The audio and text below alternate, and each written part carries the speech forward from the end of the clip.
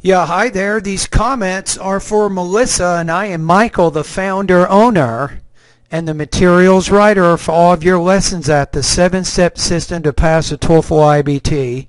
And you made a comment on my webpage here, so let's take a look at your specific situation. You say, Dear Michael, I've taken a TOEFL iBT preparation course in an English center from my country. I would probably say I took a TOEFL iBT preparation course, yet I feel I'm still struggling with both the speaking and writing sections. After taking the previous mentioned course, I feel I have improved a lot, and I agree with your writing. Your writing is pretty strong. You say, but the main problem I currently have is responding to those sections under pressure. I feel like I get completely blocked once I reach those sections, and as soon as I try to start working on them, I can't get myself to think fast enough in order to give an appropriate answer. When I practice the exercises from the book at home, I try to use the same amount of time you're given in the test, but like I mentioned before, I don't know why I end up using more time than needed.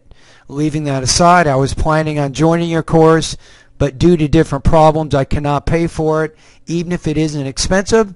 I was wondering if you had tips or something that could help me so I can improve in those sections. Sorry if I didn't make myself clear. Thanks for taking your time to read my comment. Yes, I think, first of all, let's talk about speaking. Speaking, there are a number of things involved that you have to be able to do well with, Melissa, in order to score high. And obviously, you have to have clear pronunciation. So you should be practicing doing recordings. Even if you don't use any online course at all, you should be recording your voice and listening to your voice. Do this on a regular basis. In fact, I recommend that you do some reading and listening practice each day. You can read magazines, newspapers, and longer books. You can also practice listening with a focus on news, documentary history, and also science programs. In both cases, get in the habit of get in the habit of note-taking and focus on the main and the most important supporting points of the reading and the listening passages. Then you want to do two things. Number one, you want to write summaries about the reading and the listening passages. You should be writing approximately 250 words. You should do 3 of these summaries each week. That's 750 words of writing practice, so that you're getting more familiar with speaking about academic type content. Now, you can do the same thing with speaking. As you do the reading and the listening practice, and I'd recommend maybe 45 minutes of reading each day, 45 minutes of listening, again, using the notes that you're taking, practice speaking about the information. Your oral summary should be approximately 60 seconds. Again, you're getting used to speaking and writing about academic information. If you just do those things right there, that's definitely going to help you. Now, my online course, and unfortunately you cannot use it. Now, I don't know if you realize this, but I also have Western Union as an option. So if you have more questions about payments and how to make payments, you can go to my FAQs webpage and learn more about Western Union if you cannot use a credit card. All right, anyway, the main thing is, if possible, start completing speaking and writing practice tests. Let me give you a quick example. One of my students recently, her name is Manvi. When I met her, her TOEFL speaking score was 23 and she needed to get 26. Sounds easy, right? Well, that's wrong. It's not easy to get 3 points higher. It takes a lot of practice. What did she do? She posted 296 independent and integrated speaking practice tests online, and many of those practice tests were evaluated by me. So practice, practice, practice. So then she retook the TOEFL exam. Guess what happened? Her speaking score now is 28 out of 30. How did she do that? She just did a lot of practice. She got a lot of feedback. She made some changes. She did more practice. She got more feedback. She continued to make adjustments until she took the TOEFL exam, and that's it. She did it. She got her score. Now I'm going to tell you another story. I had another student I taught last year.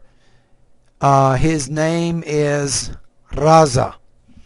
And Raza, when I met him, his writing score was 21. So when he joined my course, he started posting writing practice tests all the time. Believe it or not, I have 40 independent writing practice tests on my website today. I have 43 integrated writing practice tests, and no joke, this student completed almost all of them. I think when it was done, he did over 45 different independent and integrated writing practice tests. He just practiced over and over and over. He posted, he got comments, he made some revisions, he did a new practice test, he got more comments, he made some changes in his next one, and he kept doing these practice tests over and over, all the while getting feedback, all the while making adjustments. And guess what? When he took the TOEFL exam 2 months later, his writing score was 29 out of 30. So the problem you're having right now is being able to do things under pressure. But if you practice under pressure before you take the TOEFL exam, you develop the confidence that you need to get that high score. You see what I'm saying? So you can do this. And I can already tell from the email that you've written me, you have very good writing skills, so you should be able to put together your English language abilities so you can score high on the writing and the speaking sections. All right, again, maybe you might consider becoming one of my students. I have probably the most inexpensively priced and the most effective online TOEFL course on the internet. Believe it or not, you get audio feedback every time you complete a speaking practice test. No joke. I will tell you exactly what you're doing wrong, how you can get better, what specific lessons at my website you can study to improve. And little by little, you can be like Manvi and also Rasa, who scored 28 on the writing and 28 on the speaking and 29 on the writing sections. All right, again, if you have more questions about possible payments, go to the FAQs webpage. And once you go there, you can read this section about credit cards right there. Read this area, and it tells you about Western Union, which is a possibility. All righty. Anyway, thank you very much, Melissa, for your comments. I got a good feeling. Whether or not you use my online TOEFL course, I'm very confident that you will be able to overcome your struggles and you will be able to get a high score. I'm hopeful that you can get 26 on the speaking and at least 24 points on the writing sections. Happy holidays and all the best to your high-scoring TOEFL success.